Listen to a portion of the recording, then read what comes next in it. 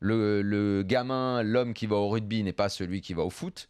Ça, c'est quelque chose, vous savez, j'en parle depuis longtemps, mais c'est aussi un problème qu'on a, mais qui devrait être réglé par la direction.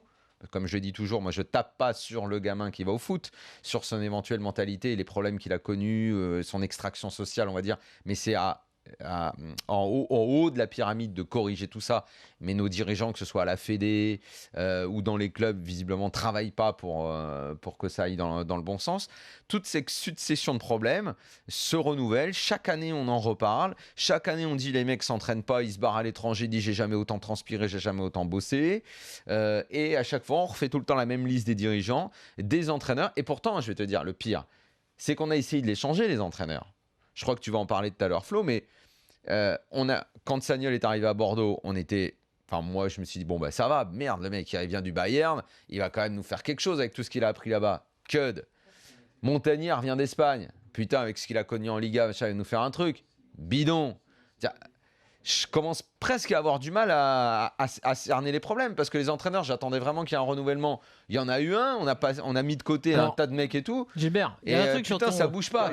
L'avait est au placard alors que dans tous les gros matchs, il répond présent. Et en position de 9, il y a un mec qui répond présent dans aucun grand match mais qui est intouchable.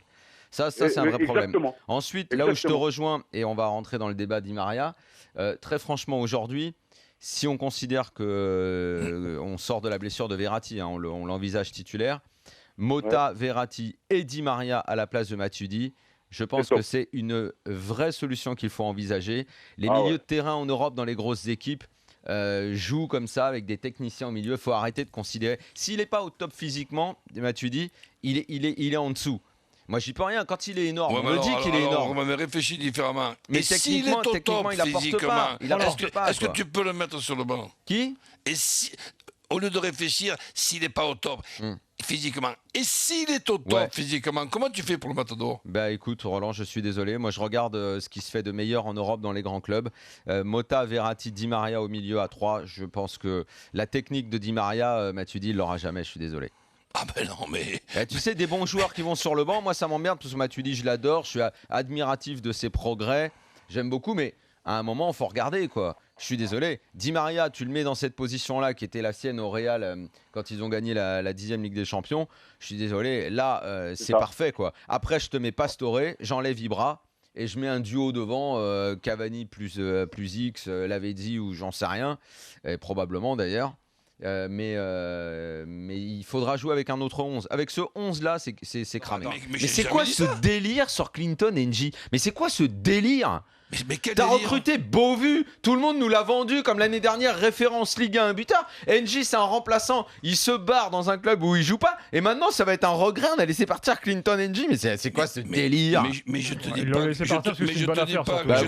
que NG va vendu 17 millions d'euros. Et t'as recruté la star internationale du football français, Mathieu Valbuena.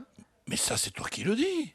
Ah ben non, mais moi je le dis pas parce que tu sais bien ce que j'en pense. Moi je suis en train Tu sais bien ce que j'en pense de ce gag. Et on recrute Mabou Yangambiwa, champion avec l'énormissime Montpellier en 2012, une référence absolue.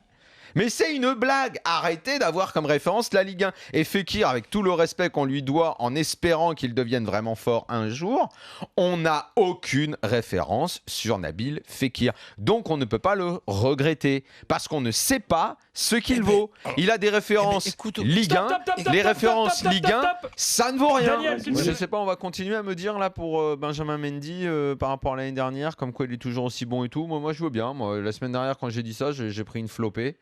Donc très bien. Il paraît que Mendy n'a pas changé. Pour moi, c'est plus le même. Pour moi, c'est le Mendy qu'on avait vu démarrer, que tout le monde voyait pas bon et sans avenir, métamorphosé l'année dernière. Après, de l'autre côté, Djadjedje, il n'existe même plus. Il n'y a plus rien. Moi, je ne comprends. Moi, en fait, c'est simple. Hein, je ne comprends rien du tout à ce que fait l'OM. Aux choix qui sont faits, aux mecs qui sont sur le terrain, je ne comprends rien. À la façon dont les mecs bossent. Florent, sur Marseille. J'entends à la fin Mendy sortir du terrain, dit un problème d'envie. Un problème d'envie. T'es 12e du championnat, t'as un problème d'envie, ça va pas. T'es à l'OM, tu dis on a un problème d'envie. Mais qu'est-ce que c'est? Mais c'est quoi? Mais de quoi on parle là?